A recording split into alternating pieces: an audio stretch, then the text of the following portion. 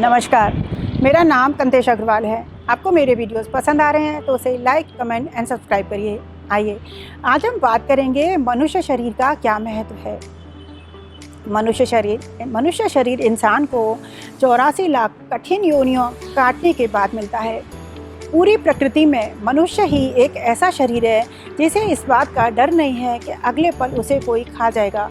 वो किसी के मुंह का ग्रास बनेगा, वो किसी के भोजन का निवाला बनेगा, मुंह का निवाला बनेगा।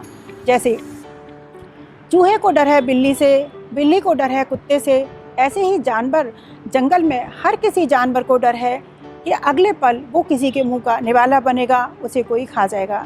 इंसान को इस बात का बिल्कुल भी डर नहीं है। इंसान को अपने वजूद का ख्याल रखना चाहिए। बड़ी मुश्किल से बहुत कीमती मानव शरीर है, उसका अपना ख्याल रखना चाहिए। तुम सूरज ना सही, दिया सही। दिए का वजूद सूरज के आगे हो या ना हो, लेकिन अंधेरे के आगे बहुत है। तुम किसी एक व्यक्ति के लिए भले थोड़े कम महत्वपूर्ण हो या ज़्यादा, लेकिन किसी के लिए तुम बहुत ज़्यादा महत्वपूर्ण हो सकते हो। सबसे ज़्यादा इम्पोर्टेंस इंसान को अपनी ही देनी चाहिए। तुम्हारी मस्ती ही तुम्हारी हस्ती है। तुम अपनी मस्ती को कभी नहीं खोना चाहिए। और तुम्हारी मस्ती से जो जलते हैं, जो तुम्हें परेशान करते हैं, समझ लो उनकी कोई हस्ती है ही नहीं। जिनकी अपनी कोई हस्ती नहीं होती, वही तुम्हारी मस्ती से डरते हैं। किसी भी लालच, मोह और अहंकार के कारण मनुष्य शरीर की कीमत कम नहीं समझनी चाहिए। मनुष्य की शरीर की कीमत बहुत ही ज़्यादा है। एक बार एक चोर के गिरोह ने जंगल में एक महात्मा से पूछा, जिंदगी से परेशान होकर, क्या तुमने मौत को देखा है? हम मौत को देखना चाहते हैं। महात्मा ने कहा, सामने गुफा में जाओ, वहाँ तुम्हें मौत का दर्शन हो जाएगा।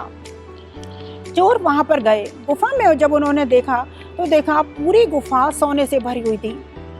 चोर हर्ष से भर गए, खुशी से भर गए, और उनके मन में मौत को तो वो भूल गए और सोने को कैसे घर ले जाएं, इसको वो दिमाग लगाने लगे। फिर उन्होंने सोचा कि यदि मैं दिन में सोना ले जाएंगे तो चोरी का डर होगा, हम रात में सोना ले जाएंगे और अभी हम खा पी कर आराम करते हैं। तो तीनों चोरों में से एक चोर खाना लेने चला गया, बोला मैं भोजन की व्यवस्था करके आता हूँ। दूसरा चोर बोला, चलो मैं शराब लेने जाता हूँ। मैं शराब की व्यवस्था करने गया, वो शराब की व्यवस्था करने गया। तीसरा व्यक्ति, जो तीसरा चोर था, वो सोचा कि मैं गुफा में सोने की सुरक्षा करता हूँ। तो एक जो सोने की सुरक्षा करने बैठ गया।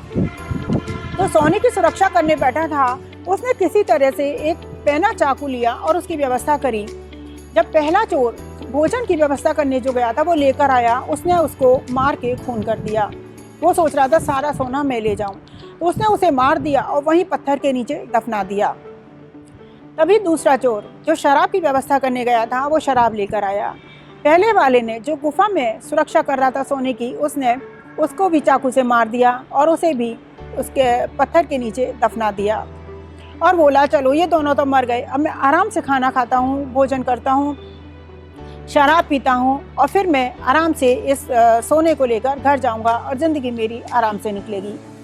अब वो भोजन करने बैठा, भोजन करा तो वो भी मर गया, क्योंकि भोजन में पहले से ही जहर मिला हुआ था।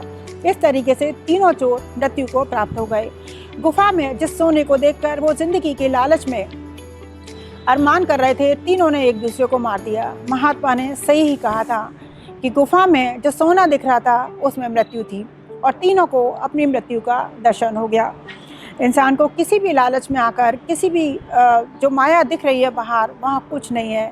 इंसान को अपनी जब तक आत्मा का रस नहीं लेता है, ज्ञान नहीं प्राप्त करता है, भगवान को नहीं देखता है, तब तक इंसान अपना मानव शरीर ऐसे ही बेकार कर देता है।